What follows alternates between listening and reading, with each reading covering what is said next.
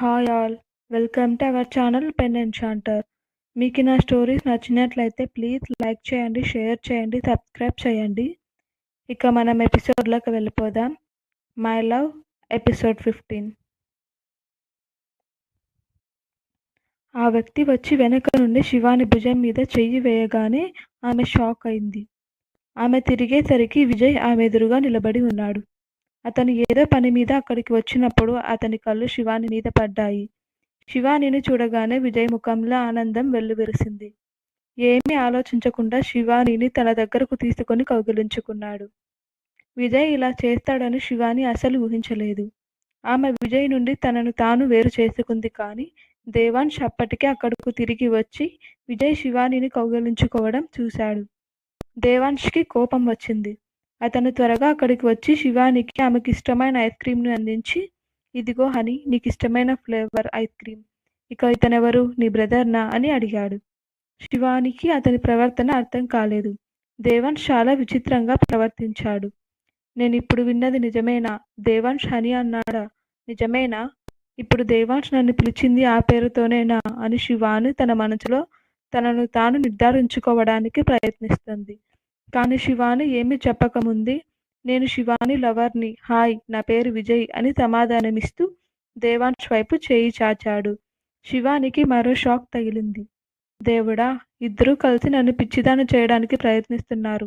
ఒకరు నన్ను లవర్ అని చెప్తే మరొకరు నన్ను హనీ అని పిలుస్తున్నారు అని అనుకుంటూ మధ్యలో శివాని చిన్నగా అరిచి, విజయ్, ఇదెప్పుడు జరిగింది?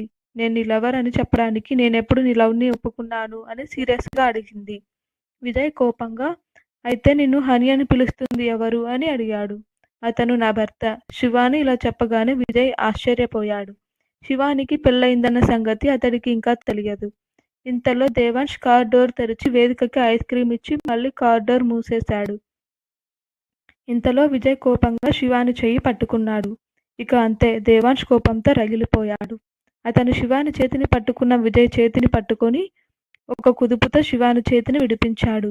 అంతే, విజయ్ ముఖంపై బలమైన పంచ్ వేయబోతుండగా అతని చేతిని గట్టిగా పట్టుకొని అతనిని ఆపింది శివాని. దేవాంశ్ కోపం ఇంకా అదుపు తప్పుతోంది. శివాని అతని చెయ్యి పట్టుకొని కూల్ అవ్వమని చెప్తుంది. ఇక్కడి నుండి వెళ్దాం. వేదిక కారులో కూర్చుంది. నిన్ను ఇలా చూసి భయపడుతుంది అని శివాని అతని చెయ్యి పట్టుకొని కారు వైపు లాక్కెళ్తుంది.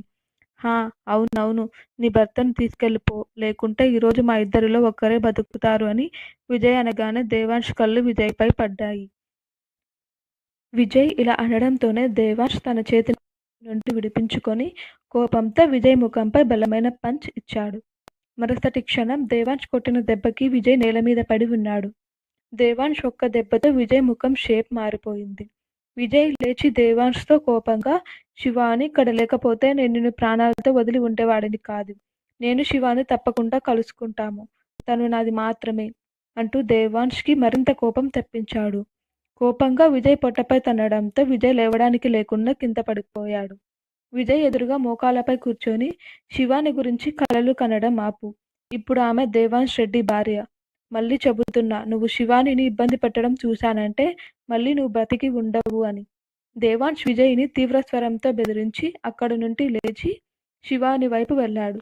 దేవాంశ్ చాలా అధికారంతో శివాని చెయ్యి పట్టుకొని కార్ డోర్ తెరిచి ఆమెను కారులో కూర్చోబెట్టాడు. దేవాంశ్ చాలా కోపంగా ఉన్నాడని శివాని అర్థం చేసుకోగలిగింది. దేవాంశ్ తలుపు తీయగానే వేదిక తన చిన్ని చేతులతో గట్టిగా చప్పట్లు కొడుతోంది. తన హీరో మామ ఆ వ్యక్తిని కొట్టడం చూసి చాలా ఫన్నీగా వేదికకు అనిపించింది. వేదిక ఇలా స్పందిస్తుందని శివాని ఊహించలేదు. వేదిక ముఖంలో అమాయకమైన చిరునవ్వు, అది చూసి దేవాంశ్ హృదయం ద్రవించింది.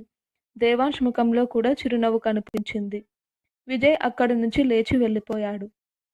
శివాని దేవాంశ్తో, ఆగు, వేదిక ఐస్ క్రీంతో చేతులు పాడు చేసుకుంటుంది, నేను తన చేతులు క్లీన్ చేస్తాను అని చెప్పి ఆమె వాటర్ బాటిల్ తీసుకొని టిష్యూ పేపర్లతో వేదిక చేతులు శుభ్రం చేసి ఇప్పుడు ఆమె తన ఒడిలోకి తీసుకొని కూర్చుంది. శివాని నిస్వార్థంగా వేదిక పట్ల శ్రద్ధ చూపడం, వేదికను ప్రేమించడం చూసి దేవాంశ్ చాలా రిలీఫ్గా ఫీల్ అయ్యాడు. కానీ దేవాంశ్ మనసు ఇలానే ఉంది. అతను నిజంగా శివాని లవర్నా? కానీ నేను అడిగినప్పుడు ఆమె లేడని చెప్పింది. అయితే ఏమైనప్పటికీ అతను ఆమె ప్రియుడైనా అతను శివానిని మరచిపోవాలి. ఈ ఆలోచనతో దేవాంశ్ తన కారు నడుపుతున్నాడు. శివాని శ్వేతకు మెసేజ్ చేసింది. ఈరోజు దేవాన్స్ డెవిల్ మోడ్ మళ్ళీ ఆన్ అయిందని. అతను నిన్ను బాధపెట్టాడా? శ్వేత కొంచెం కంగారుగా శివానీని అడిగింది. లేదు బాబా, బదులుగా అతను నాకు సహాయం చేశాడు అని శివాని బదులిచ్చింది. అవునా, ఎలా హెల్ప్ చేశాడు అని అడిగింది శ్వేత. ఈరోజు విజయ్ కలిశాడు. దేవాంశ్ ముందు తన లవర్ అని చెప్పాడు.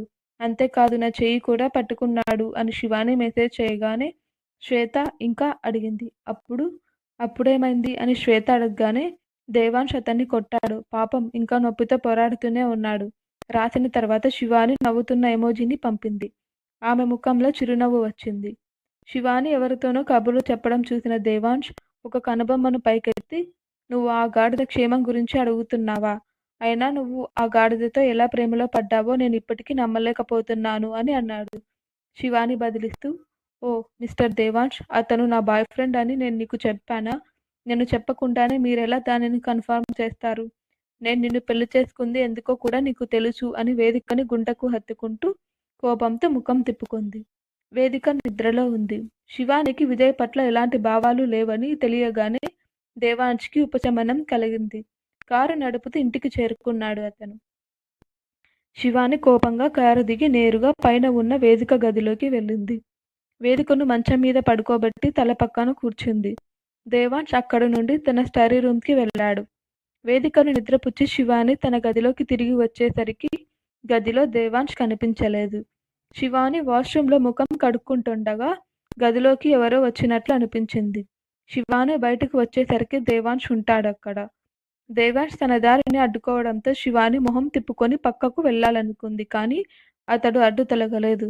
నువ్వేం చేస్తున్నావు అని శివాని అడిగినప్పుడు నేను నిన్ను ఆపడానికి ప్రయత్నిస్తున్నట్లు కనిపించడం లేదా అని తిరిగి ప్రశ్నించాడు.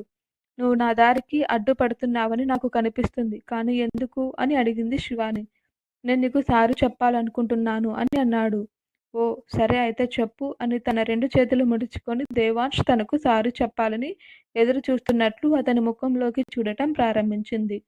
దేవాంశ్ పెదవులు కొరుక్కున్నాడు. కానీ అతని నోటి నుండి సారీ అనే మాట మాత్రం రావడం లేదు. శివాని ఇంకా దేవాంశ్ తనకి సారీ చెప్తాడా అని ఎదురు చూస్తూనే ఉంది. కానీ అతని నోరు మాత్రం ఆమెకు ఐ లవ్ యూ చెప్పాలనిపించింది. అయినా సారీ అంత కష్టం కాదు. నువ్వు ఎప్పుడైనా ఎవరికైనా సారీ చెప్పావా? సారీ చెప్పు, ఎంత తేలికగా ఉంటుందో చూడు అంది శివాని. ఆమె అతని వైపు చూస్తూ మాట్లాడుతుంది. అది నీకు చాలా అవసరం కాబట్టి నీకు చాలా తేలికైంది. ఈరోజు వరకు నేను ఎవరికి సారీ చెప్పాల్సిన పని రాలేదు. నిన్ను నిందించి ఉండకూడదు. అతను నీ బాయ్ ఫ్రెండ్ అయినా నువ్వు నీ జీవితాన్ని జీవించే హక్కు ఉంది అని అన్నాడు. ఇప్పుడు దేవాంశ్ మాట విని శివానికి కొంచెం బాధగా అనిపించింది. దేవాంశ్ తన గురించి పట్టించుకున్నాడని ఆమె భావించింది. అందుకే తనను విజయ్ నుండి రక్షించాడు అనుకుంది. బహుశా తన పేరును విజయ్తో ముడిపెట్టడం వల్ల అతను తనకి సారీ చెప్పడానికి వచ్చాడని ఆమెకి విషయం మరోలా అర్థమైంది. శివాని దేవాంశ్తో అది వదిలేయండి, నాకు మీ నుండి క్షమాపణ అక్కర్లేదు అని అక్కడి నుంచి వెళ్ళిపోయింది. ఈ అమ్మాయికి ఏమైంది అని ఆలోచిస్తున్నాడు దేవాంశ్. శివానికి చాలా కోపం వచ్చి వేదిక గదిలోకి వచ్చి పడుకుంది. ఇక్కడ సాయంత్రం డిన్నర్ వెళ్ళడానికి శివానికి దేవాంశ్ ఒక డ్రెస్ ఆర్డర్ పెట్టాడు. దానిని మంచం మీద ఉంచి దేవాంశ్ కూడా అక్కడ ఉండకుండా తన స్టడీ రూమ్కి వెళ్ళాడు. అక్కడి నుండి శివానికి మెసేజ్ చేశాడు. నీ కోసం ఒక డ్రెస్ ఆర్డర్ చేశాను, 8కి రెడీగా ఉండు. ఇది జస్ట్ బిజినెస్ ఫార్మల్ మీటింగ్ అని. శివాని వెంటనే మీ బిజినెస్ మీటింగ్కి నాతో పని ఏమిటి అని అడిగింది. భార్యతో కలిసి కొన్ని ప్లేసెస్కి వెళ్ళడం తప్పనిసరి కాబట్టి సైలెంట్గా రెడీ అయి ఉండు అని దేవాంశ్ శివానిని కసిరినట్టు అన్నాడు. శివాని ఇంకో ప్రశ్న అడిగింది. నీకు పెళ్లి కానప్పుడు ఎవరితో వెళ్ళావని. దేవుడా, నువ్వు చాలా ప్రశ్నలు అడుగుతావు. నీ కలుపు రాదా? పెళ్లి జరగలేదంటే భార్య ఉండదన్న విషయం తెలిసిందే. ఇక నీ డౌట్స్ క్లియర్ అయ్యాయి కదా. ఇప్పుడు దీని మీద ఇంకేమీ చర్చ అక్కర్లేదనుకుంటా. ఇది దేవాంశ్ శివానికి పంపిన లాస్ట్ మెసేజ్. ఇక శివాని కూడా అంతకు మించి అడగలేదు. శివాని గదిలోకి వెళ్ళి చూసింది. దేవాంశ్ శివాని కోసం చాలా అందమైన wine red colour dress order చేశాడు. ఇది ఆమె శరీరానికి బాగా నప్పే కలర్. శివాని డ్రెస్ వేసుకొని దానితో పాటు ఆ డ్రెస్కి మ్యాచింగ్గా వైట్ పెరల్ చైన్ కూడా ఉంది. నాకిది సరిపోతుందని ఆయనకి ఎలా తెలుసు అని శివాని మనసులో అనుకుంటుంది. ఈ డ్రెస్ తనకి సరిపోతుందా లేదా అనుకుంటూ శివాని బట్టలు మార్చుకోవడానికి వాష్రూమ్కి వెళ్ళింది. ఆమె ఆ డ్రెస్ ట్రై చేసింది. అది ఆమె నడుముకి సరిగ్గా సరిపోయింది. ఆ డ్రెస్ తన కొలతలకు తగ్గట్టుగా తయారైందా అని ఆశ్చర్యపోయింది శివాని. ఆ డ్రెస్‌లో శివాని చాలా అందంగా కనిపించింది. ఆ వైన్ రెడ్ కలర్ డ్రెస్‌లో ఆమె చాలా ముద్దొచ్చింది.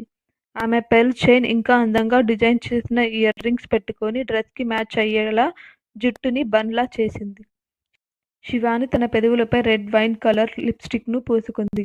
ఆమె చాలా పరిణితి చెందినట్లు కనిపించింది. శివాని రెడీ అవ్వగానే దేవాంశ్ రూమ్‌కి వచ్చాడు రెడీ అవ్వడానికి. అతను గదిలోకి రాగానే అతని గది అంతా శివాని యూజ్ చేసే పర్ఫ్యూమ్ స్మెల్ రూమంతా వెదజల్లుతుంది. దేవాంశ్ కళ్ళు శివాని మీద పడగానే అతను అక్కడే కాసేపు ఆగాడు. ఆమె చాలా అందంగా కనిపించింది. దేవాంశ్ తేరుకొని వెళ్లి తన సూట్ తీసుకున్నాడు. అతను గ్రే కలర్ సూట్ తీసుకున్నాడు. లోపల వైట్ షర్ట్, దానిపై బూడిద రంగు టై. అతను వెంటనే రెడీ అయి వచ్చాడు. అప్పటికే టైం 7:30 అయింది. వేదిక డిన్నర్ చేసే టైం కూడా అయింది. శివాని రెడీ అయి కిందకు వచ్చేసరికి వేదిక హాల్లో ఆడుకుంటూ ఉంది. శివాని దేవాంశ్‌తో నేను వేదికకు భోజనం పెట్టకుండా రాను అని చెప్పింది. సరే, నాకింకా టైం ఉంది. నువ్వు వేదికకి తినిపించు. తర్వాత మనం బయలుదేరుదాము.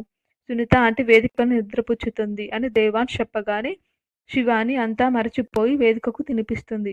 ఆమె చాలా ఖరీదైన డ్రెస్ వేసుకుంది, కానీ పాత బట్టలు వేసుకున్నట్టు వేదిక పాడు చేస్తుందని లేకుండా వేదికకు తినిపించింది. దేవాంశ్ చాలా మామూలుగా సోఫాలో కూర్చొని శివానిని చూస్తున్నాడు. అతనికి శివాని సింప్లిసిటీ గురించి ఆలోచిస్తున్నాడు. అతనికి ఆమె సింప్లిసిటీ చాలా నచ్చింది. శివాని వేదికకు తినిపించి కిందకు వంగి వేదిక చెంపపై ముద్దు పెట్టుకొని, బంగారం, నువ్వు హాయిగా పడుకో. సునీత, అమ్మను డిస్టర్బ్ చేయకు. నేను త్వరగా వస్తాను అని చెప్పింది. శివాని అలా అనగానే వేదిక కూడా ఆమె మొహాన్ని తన చిన్న చేతుల్లోకి తీసుకుని బుగ్గ మీద ముద్దు పెట్టుకుంది. శివాని సునీతకి వేదికని అప్పగించి జాగ్రత్తలు చెప్పి దేవాంశ్‌తో బయటకు వచ్చి కారులో కూర్చుంది. శివాని ఈరోజు చాలా అందంగా కనిపించింది. ప్రతిరోజు ఏదో ఒక ప్రత్యేకత ఆమెలో చూస్తున్నాడతను. దేవాంశ్ కళ్ళు అప్పుడప్పుడు శివాని వైపు చూస్తున్నాయి. ఇంతకు ముందెన్నడూ అలాంటి డిన్నర్‌కు వెళ్ళినందున శివానికి చాలా ఇబ్బందిగా అనిపిస్తుంది. శివాని వేలు వణకడం చూసిన దేవాంశ్ శివాని చేతులు పట్టుకున్నాడు. ఆమె ఉద్వేగానికి లోనవుతుందని అతనికి అర్థమైంది. యుద్ధానికి వెళ్తున్నట్లు ఎందుకు అంతలా భయపడుతున్నావ్? ఆమె చేతులు పట్టుకొని అడిగాడు దేవాంశ్. ఇదంతా నాకు అలవాటు లేదు అని చెప్పింది శివాని. అయితే అలవాటు చేసుకో. ఇప్పుడు నువ్వు దేవాంశ్ రెడ్డి భార్యవి. ఇది నువ్వు ఇప్పటి నుండి అలవాటు చేసుకో. నేను నీతోనే ఉన్నాను అని ఆమె టెన్షన్ తగ్గించే ప్రయత్నం చేస్తూ శివానితో అన్నాడు దేవాంశ్. దేవాంశ్ శివానిని తీసుకొని ఆ రెస్టారెంట్ బయటకు చేరుకున్నాడు. అంకిత ఇంకా అక్కడికి చేరుకోలేదు. దేవాంశ్ శివానితో అక్కడికి చేరుకున్నాడు. కుర్చీ లాగి శివానిని కూర్చోబెట్టాడు. తర్వాత అతను కూడా ఆమె పక్కనే కూర్చున్నాడు. అప్పుడే అంకిత అక్కడికి వచ్చింది. దేవాంశ్ ఆమె వైపు చెయ్యి చాచినా అంకిత వంగి అతనిని కౌగిలించుకుంది. మళ్ళీ ముందుకొచ్చి కూర్చొని దేవాంశ్ పక్కన కూర్చున్న శివానిని చాలా జాగ్రత్తగా గమనిస్తుంది. అంకిత శివానిని చూసి ఈ అమ్మాయి ఎవరు అని దేవాంశ్‌ని అడిగింది. ఇంకా ఉంది. ప్లీజ్ సబ్స్క్రైబ్ చేసుకోండి.